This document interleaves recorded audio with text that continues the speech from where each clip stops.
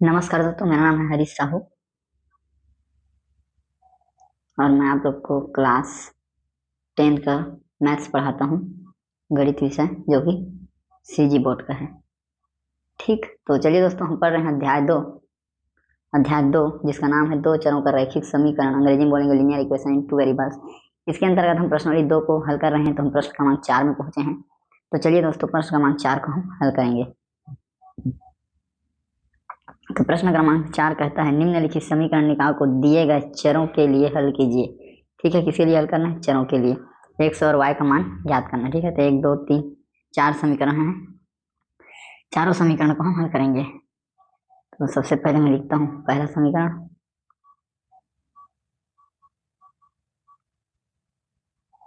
X धन Y बराबर 7, x ऋण वाई बराबर ऋण 1। ठीक है, यहाँ पे आप लिखेंगे हल। हल लिखने के बाद लिखेंगे दिया गया है। इसके बाद समीकरणों को लिखेंगे एक्स धन वाई बराबर 7, एक्स ऋण वाई बराबर ऋण 1। इसे मानेंगे समीकरण 1, इसे मानेंगे समीकरण 2। ठीक है, अब हम समीकरण 1 से समीकरण 1 में x का मान याद कर लेंगे। तो x धन y बराबर 7 है, तो x का मान क्या आ जाएगा? 7 ऋण y। ठीक, ये आ गया x का मान। इसे मान लो आप समीकरण 3। अब क्या करेंगे?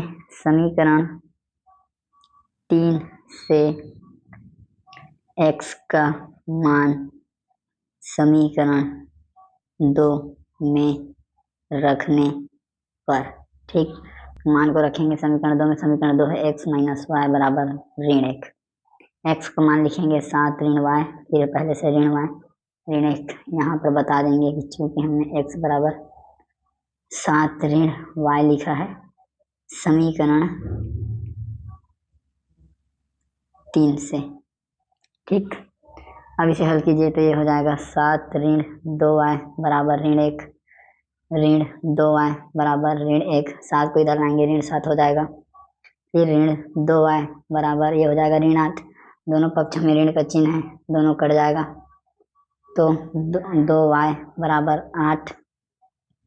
ठीक है, यहाँ पे हम लिख सकते हैं बताने के लिए कि दोनों पक्षों में ऋण 1 का गुणा करने पर। ठीक है, जब दोनों पक्षों में ऋण 1 का गुणा हुआ तो दोनों ऋण कट गए। तो इस तरह y बराबर ये हो जाएगा 8/2, ये हो जाएगा 2 एकम 2, 2 चौका 8। तो y का मान आ गया हमारे पास 4। ठीक, y का मान आ गया 4, इसे मानिए आप समीकरण 4। ठीक है, अब समीकरण 4 से y के मान को समीकरण 3 में रखने पर। ठीक है, समीकरण 3 हमारा क्या है? ये x बराबर 7 ऋण y, x बराबर 7 ऋण y। y का मान यहाँ पे लिखेंगे हम 4, x का मान आ गया 3। ठीक है दोस्तों, तो समीकरण का हल क्या है? अतः समीकरण का हल x बराबर 3, y बराबर 4 है। ठीक है, तो बहुत ही आसान है, केवल स्टेप बाय स्टेप आप इसे विस्थापन विधि से बना सकते हैं। ठीक, तो दोस्तों इसे आप नोट कर लेंगे वीडियो को पॉज करके, रोक करके। तो चलिए अब आगे अगले समीकरण में बढ़ते हैं। तो जो दूसरा दिया है इसे हम बनाएंगे। इसे मैं लिखता हूँ दूसरा है 2x धन y बराबर 8, x ऋण 2y बराबर ऋण 1। ठीक है, इसे लिखते हैं हम हल। हल लिखने के बाद लिखेंगे दिया गया है। जो दिया है उसे लिखेंगे दोनों समीकरणों को। 2x धन y बराबर 8, इसे मानिए समीकरण 1। फिर x ऋण 2y बराबर ऋण 1, इसे मानिए समीकरण 2। ठीक है, तो देखिए इसमें यदि हम ऊपर वाले में 2 का गुणा करेंगे ऊपर में यदि 2 का गुणा करेंगे तो ये क्या हो जाएगा, 2y हो जाएगा। ठीक है, तो चलिए इसे इसी विधि से बनाते हैं। x धन y है, तो यहाँ पे लिखते हैं कि समीकरण 1 के दोनों पक्षों में, या फिर समीकरण 2 को पहले ले लेते हैं। समीकरण 2 में, ठीक है, समीकरण 2 में देखिए x का मान निकाल लेते हैं, यहीं से आसान पड़ेगा, छोटा है तो x बराबर हो जाएगा -2 धन 2y। ठीक है, यहाँ से दोस्तों ऐसे मान निकालेंगे, इसे मान लेंगे हम समीकरण 3। अब समीकरण 3 से समीकरण 1 में रखेंगे x के मान को, तो यहाँ लिखते हैं समीकरण 3 से x के मान को समीकरण 1 में रखने पर, ठीक है, तो समीकरण 1 क्या है, 2x धन y बराबर 8, 2x धन y बराबर 8। x का मान रखेंगे तो 2 गुणा -1 धन 2y धन y बराबर 8, इस प्रकार लिखाएगा। x का मान रख दिए, अब गुणा कर देंगे तो 2 का गुणा 1 से -2 धन 2 का गुणा 2y से तो 4y, फिर धन y बराबर 8। फिर ये हमारा हो जाएगा -2 धन 5y बराबर 8, और 5y बराबर ये आपका हो जाएगा 8 धन 2, फिर ये y बराबर 10/5, मतलब 5 एकम 5 और 5 दूनी 10। तो y का क्या मान मिल गया, y का मान मिल गया दोस्तों 2। ठीक है, इसे आप मान लीजिए समीकरण 4 है। अब क्या करेंगे, समीकरण 4 से y के मान को किस में रख देंगे, समीकरण 3 में, तो x का मान निकल जाएगा। तो समीकरण 4 से y के मान को समीकरण 3 में रखने पर, ठीक है, तो हमारा समीकरण 3 क्या है, समीकरण 3 है x बराबर -1 धन 2y, x बराबर -1 धन 2y, x बराबर -1 धन 2, y का मान भी है 2, x बराबर -1 धन 4, x बराबर 3। ठीक है दोस्तों, तो y का मान मिला 2, x का मान मिला 3। अतः समीकरण का हल x बराबर 2, y बराबर 3 है। ठीक है दोस्तों, ये आपका दूसरा वाला भी हो गया, बन गया। आप इसे नोट कर लेंगे, वीडियो को रोक करके, स्टेप बाय स्टेप ही लिखेंगे, तभी आपको परीक्षा में आपको पूरे नंबर ही मिलेंगे। ठीक है, तो चलिए अब तीसरा को हल कर, तो चलिए दोस्तों हम ये अब तीसरा वाले को हल करेंगे। ठीक है, तो इसके लिए मैंने प्रश्न को लिख लिया है, प्रश्न को मैंने लिख लिया है, इस प्रकार से दिया गया है करके, और दोनों ही प्रश्नों को हम समीकरण 1 और 2 मान लेंगे, और फिर यहाँ से हम आएंगे समीकरण 1 में। इसमें हम लिखेंगे 4x धन 3y बराबर 5। ठीक है, यहाँ से x का मान निकालते हैं, तो x को इधर रखेंगे, 5 3y धन में है तो इधर आके ऋण हो गया, और 4 x के साथ गुणा हो रहा है तो इधर आके क्या हो जाएगा, भाग। तो ये हमें क्या मिल गया, ये हमें मिल गया समीकरण 3, x का मान। ठीक है, तो यहाँ पर लिखते हैं कि समीकरण 3 से x के मान को समीकरण 2 में रखने पर। ठीक है, तो दोस्तों यहाँ x का मान हम लिख देंगे, तो ये हो जाएगा 2 गुणा 5 ऋण 3y/4, फिर ऋण y बराबर 2। अब इसे थोड़ा हल करेंगे, ऊपर का गुणा कर देंगे तो हो जाएगा 10, फिर ये हो जाएगा 6y, नीचे में हो जाएगा 4, ये हो जाएगा आपका y/2। ठीक है,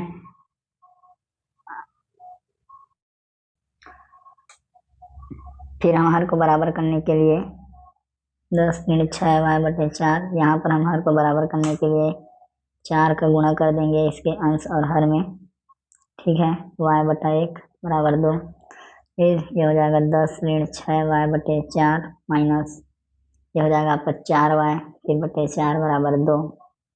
फिर इसमें मिला के लिखेंगे एक साथ, तो 10 ऋण 6y ऋण 4y/4 बराबर 2 हो जाएगा 10 दोनों फिर क्या हो जाएंगे, 6 और 4 दोनों जुड़ जाएंगे तो -10y हो जाएगा बटे 4 2। उसके बाद 4 को उधर भेज देंगे तो 10 - 10y बराबर 8 हो जाएगा, क्योंकि 4 × 2 ऐसे हो जाएगा। फिर 10 - 10y बराबर 8, 10 को उधर भेज देंगे, y बराबर 8 - 10 -10y बराबर 8 - 10 -10y बराबर यहाँ पर हो जाएगा -2। दोनों पक्ष में ऋण है, दोनों में ऋण का 1 का गुणा कर देंगे, कट जाएगा। फिर यहाँ पे बचा 10y बराबर 2, y का मान लिखेंगे 2, नीचे आएगा 10। फिर ये हो जाएगा 2 × 2 2 × 5 = 10। और यदि हम 1 में 5 का भाग देंगे, ठीक है, 5 का भाग देंगे यदि, तो क्या मिलेगा 0, ठीक है। और 0 बार पढ़ेंगे तो 1 उतरा 0.10, फिर 5 बन गया 0.2 मिला, कट गया। तो y का मान क्या मिला हमको 0.2। यहाँ पे हम लिख देंगे कि y का मान 0.2 है। ठीक, ये हमारे ख्याल से समीकरण 4 है। अब समीकरण 4 से y के मान को समीकरण 3 में रखेंगे, ठीक है। तो यहाँ पे लिखता हूँ कि समीकरण 4 से y के मान को समीकरण 3 में रखने पर, ठीक है। अब समीकरण 3 क्या है, हम उसको लिखते हैं x के मान, x बराबर 5 ऋण 3y बटे 4, x बराबर 5y ऋण 3 बटे 4 ये है। अब हम इसमें y का मान रखेंगे 0.2, ठीक है दोस्तों।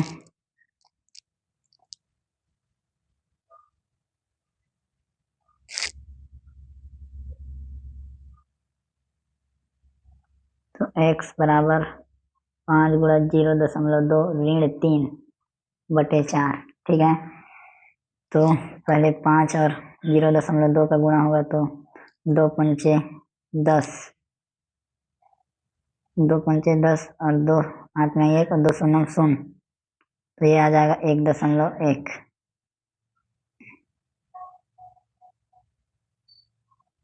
तो चलिए दोस्तों y के मान को रखते हैं समीकरण 3 में। तो समीकरण 3 है हमारा 5 ऋण 3y बटे 4, ठीक है। ये किसके बराबर है, x के।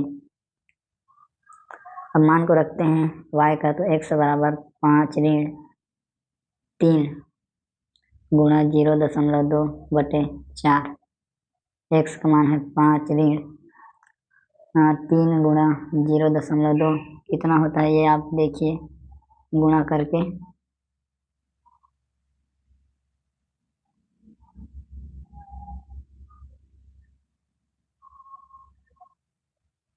ये हो जाएगा आपका 2 × 6 और 0 का हो जाएगा 0, तो 0.6 ये आ जाएगा। फिर नीचे है हमारा 4, x बराबर 5 में हम घटाएंगे 0.6, ठीक है। तो 5.00, तो यदि हम इसमें 0.6 घटाएंगे तो ये हमारा आ जाएगा 4, ये हो जाएगा हमारा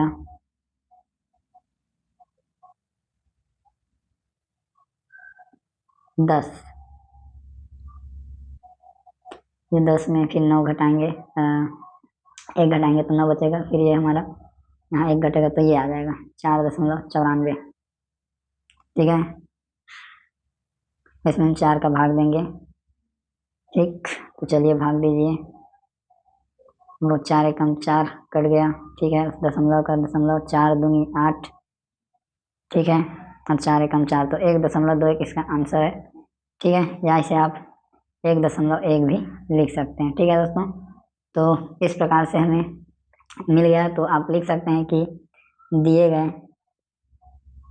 दिए समीकरण का हल x बराबर लगभग, ठीक है, 121 या 1.1 और तथा y बराबर 0.2 है, ठीक है। तो ये क्या है, दोनों उत्तर हैं। तो ठीक है दोस्तों, ये आपका तीसरा वाला भी कंप्लीट हुआ। आप इसे नोट्स बना लेंगे।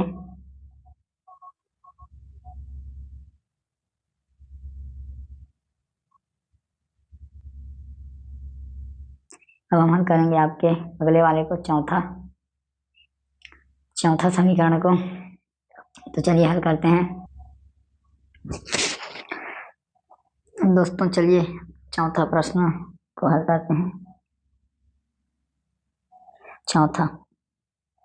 चौथा हमारा √7x धन √11y बराबर 0, और फिर नीचे में है √3x ऋण √5y 0। ठीक, यहाँ पे लिखते हैं हल। फिर से लिखते हैं, दिया गया है।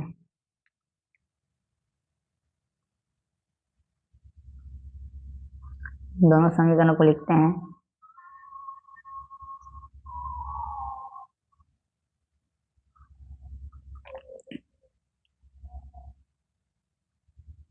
जिसे मानेंगे समीकरण 1 और इसे मानेंगे हम समीकरण 2।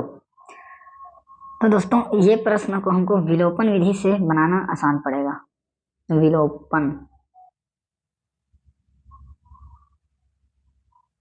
विलोपन विधि में हम क्या करते हैं, चर को बराबर करते हैं। ठीक है, तो इसमें क्या करते हैं, हम y वाले को बराबर करते हैं। तो इसमें क्या करेंगे, √5 का गुणा कर देंगे, और इसमें कर देंगे √11 का गुणा। ठीक, तो आप इसे लिख भी सकते हैं कि समीकरण 1 में √5 तथा समीकरण 2 में √11 का गुणा करने पर। ठीक है, अब जब गुणा होगा तो किस प्रकार से हो जाएगा, ये 7 पंचे 35 हो जाएगा रूट। फिर इसमें भी 5 का गुणा होगा, ये कितना हो जाएगा, 55 हो जाएगा y वाला। इसे आप मान लो समीकरण 3। और नीचे में ये वाले में यदि 11 का गुणा होगा तो 11 तिया 33 ऋण। फिर इसमें y वाले में देखो तो y वाले में हो जाएगा 11 पंचे 55। ठीक है, ये बराबर हो गया आपका y। ठीक है, ये हो गया समीकरण 4। अब दोनों को देखिए, यदि हम पहले वाले में दूसरे वाले को घटाएंगे तो ये क्या हो जाएगा, प्लस हो जाएगा। प्लस प्लस होके क्या हो जाएगा, दोनों जुड़ जाएगा। तो और यदि हम इसको जोड़ेंगे तो 1 + 1 माइनस क्या हो जाएगा, कट जाएगा। ठीक है, तो y टर्म को काटने के लिए क्या करना पड़ेगा, समीकरण 3 और 4 को जोड़ना पड़ेगा। तो यहाँ पर लिखते हैं कि समीकरण 3 और 4 को जोड़ने पर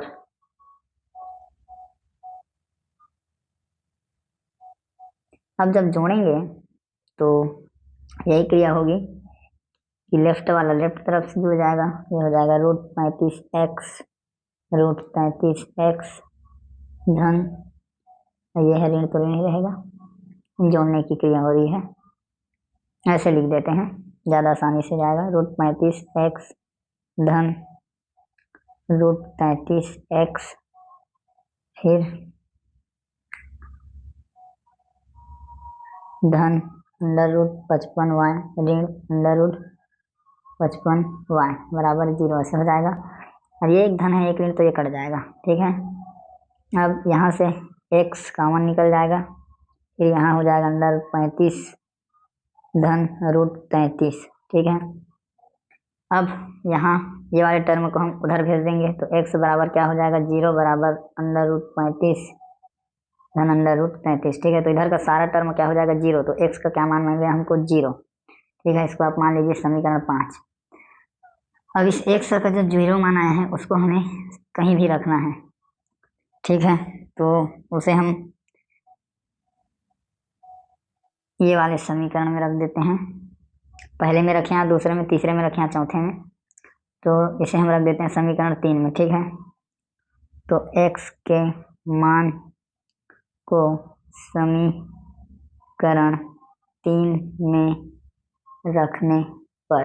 ठीक, और जब मान को रखेंगे, समीकरण 3 क्या है, 35x धन 55y √35x धन √55y बराबर 0। x का मान 0 है। ठीक है, ये 0 हो जाएगा। और ये हो जाएगा 55y बराबर 0। तो ये 0 55y, ठीक है। अब y 55 को उधर भेज देंगे, तो रूट 55 गुणा 0, तो y का मान भी क्या आ गया 0, ठीक है। तो दोस्तों इस समीकरण में क्या है, x बराबर भी 0 है और y बराबर भी 0 है। तो हो सकता है कि समीकरण के अनेक हल होंगे, ठीक है। तो अतः समीकरण का हल x बराबर 0 y बराबर 0 है, ठीक है। ये आपका क्या हो गया, कंप्लीट हो गया। तो ये इस प्रश्न के अंतर्गत 4 समीकरण दिए गए थे, चारों के चारों हमने हल कर लिए। तो बहुत ही आसान है, ठीक है दोस्तों। आप इसे नोट कर लीजिएगा वीडियो को रोक के, और मिलते हैं दोस्तों अगले वीडियो में। बहुत बहुत आपका धन्यवाद वीडियो को देखने के लिए। ज़्यादा से ज़्यादा दोस्तों वीडियो को लाइक करें, चैनल को सब्सक्राइब करें और ज़्यादा से ज़्यादा शेयर करें। तो मिलते हैं दोस्तों अगले प्रश्न में, तब तक के लिए।